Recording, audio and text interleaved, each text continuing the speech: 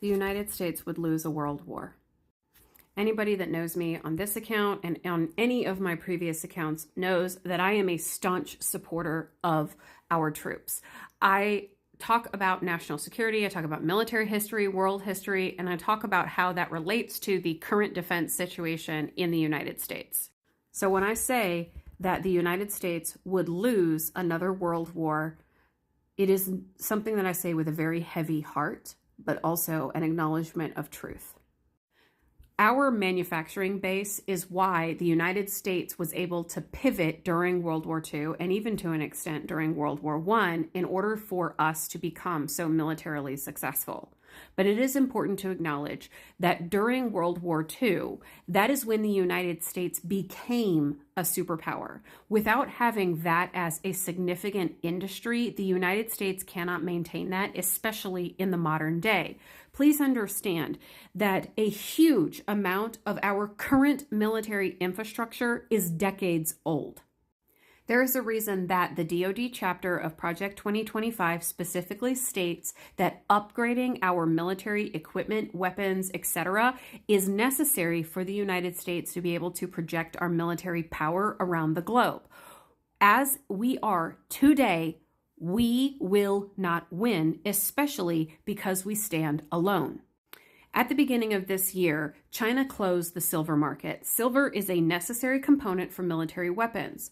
One of the things that South America has is huge reserves in resources that we need for military weapons, such as gold, such as silver, such as some of the rare earth metals that are necessary for those components. But what the U.S. does not have is the manufacturing base to make a lot of the components for those weapons, such as the computers. There's a reason that the United States supports Taiwan, and it is because they are the ones who make the superconductors that we need. If the United States suddenly has to stand alone against the entire world, China will take Taiwan and we will not have that necessary component. Our nuclear ICBMs, that's the intercontinental ballistic missiles, not only are they very old, their computers still run on tape. Tape. Now go look in your Google search engine on how old a computer has to be to use a physical tape for operation. So many of our ships, of our aircraft, they are decades old. We're talking about things not even produced this century.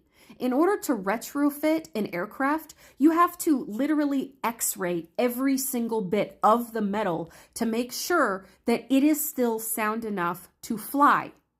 The way that the U.S. military is able to be a world superpower is because of the fact that we can project our strength around the globe. And how is that possible? Not just military weapons, not just technology, but our bases. What do you think happens when suddenly the North American Treaty Organization dissolves and those alliances no longer stand? Our bases get shut down. We get evicted by the host nations. And even if we say we're not leaving, okay, fine, they're going to turn off the water. They're going to turn off the power. They're going to turn off all of the shipments of food and fuel and all the necessary things that we need from the local economy for those bases to exist. What do you think happens when they start revoking visas for Americans who live in those countries? When we suddenly find their airspace closed, when we suddenly find our ships no longer welcome in their ports. So if we lose the ability to access those international bases for our military, and there are somewhere around 800 military installations across the globe that belong to the U.S. Armed Forces, if we lose that and we lose all of the actual resources needed to manufacture military weapons, military equipment, and other types of technology, if we lose all of that and the United States stands alone, what exactly are we going to be able to do against the entire world? What are we going to be able to do against China when they suddenly decide that instead of producing shit for Amazon, now they're producing weapons? What are we going to do when the amount of technology that they have becomes military focused? What are we going to do when Russia decides to expand beyond Ukraine into Eastern Europe and the Arctic? What are we going to do? When we claim Greenland and suddenly Europe says no more, suddenly Canada says you're not welcome here, there goes. Do you realize that NORAD requires Canada? Do you realize that for the North American airspace to be functional, we are out of Ottawa? What do you think happens when all of Latin America says we're done? We stand alone. Right now, the United States has practically no allies left.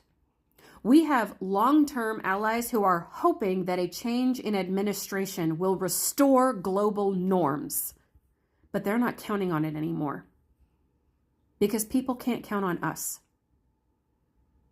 We have burned too many bridges over the last 10 years. We have proven that all it takes is one charismatic leader and the United States will crumble as an ally. Our systems are not strong enough to withstand a single person and those that support them. Europe has a long memory.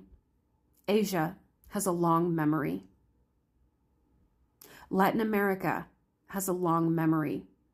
Africa has a long memory. Oceania has a long memory. And they see the United States resorting to tactics used against the people in the 1800s. They see American leaders resorting to ideologies popular in very specific regions of the world throughout history. They will not forget the ways that we have tried to harm them so that we would come out as the victor. In a world war, America will lose. No one will stand with us because we have shown we will stand with no one else. It is a sad reality to recognize that for all of the America first, what that actually means is America alone. 340 some odd million people cannot stand against the almost 8 billion on this planet. We will stand alone. We will project nothing. No one will supply us. And we manufacture what exactly? Other than animosity. No one is sharing intelligence. We have no allies. And we did it to ourselves. So as someone who loves this country deeply, who supports our troops, our veterans, their families, it brings me no joy to look at this nation that I have sacrificed so much for and say, if push comes to shove, we will lose. Lastly, though, I would like you to ask yourself this. Do you believe that those in positions of power are willing to acknowledge a defeat?